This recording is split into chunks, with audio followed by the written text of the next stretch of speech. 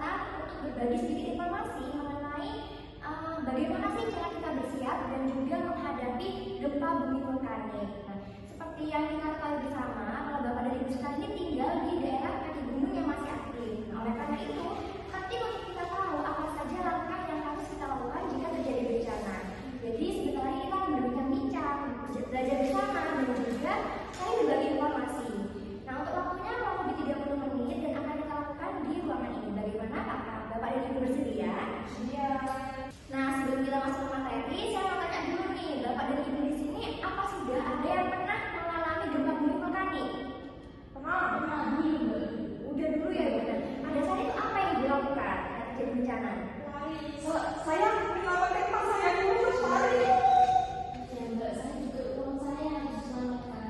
Oke, jadi ada yang langsung lari, ada yang menyelamatkan emas, ada yang menyimpan uangnya dulu ya, Ibu gitu. Nanti itu akan kita bahas di sesi selanjutnya ya. Nah, sekarang kita masuk ke topik yang pertama dulu. Nah, kita harus pahami dulu nih apa sih gempa bumi vulkanik ini.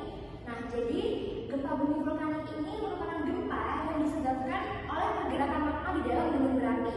Nah, hal ini bisa menjadi tanda akan terjadinya erupsi. Jadi yang membedakan gempa bumi vulkanik dengan gempa jenis lainnya itu adalah penyebabnya oleh pergerakan magma di dalam gunung. Lalu adalah bencana penyertanya. Bisa setelah jadi gempa vulkanik ini bisa terjadi erupsi dan juga letusan. Seperti itu Bapak Ibu. Nah, supaya kita bisa waspada di awal, kita harus kenali dulu nih tanda-tanda apa yang biasanya terjadi.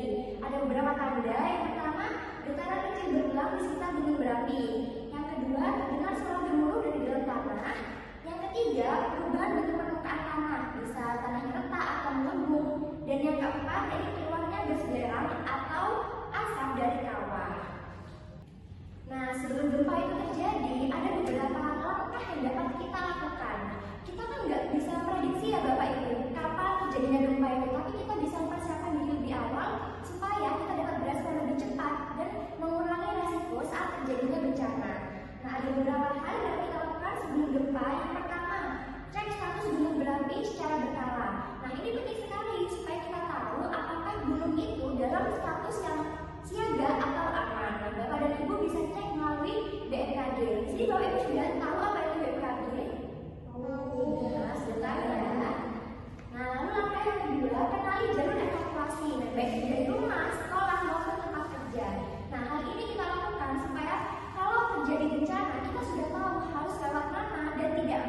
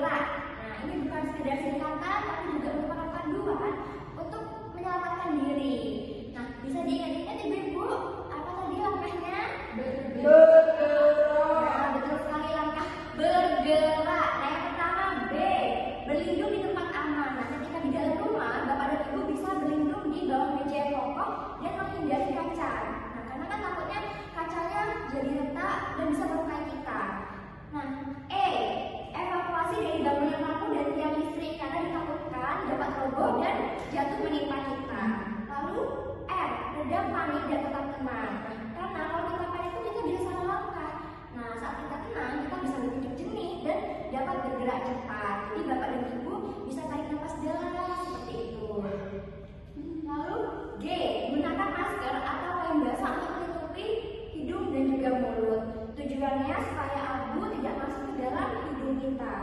Lalu evaluasi kondisi sekitar seperti retakan, lereng, atau arah angin. Lalu respon cepat jika terjadi peringatan bahaya susulan.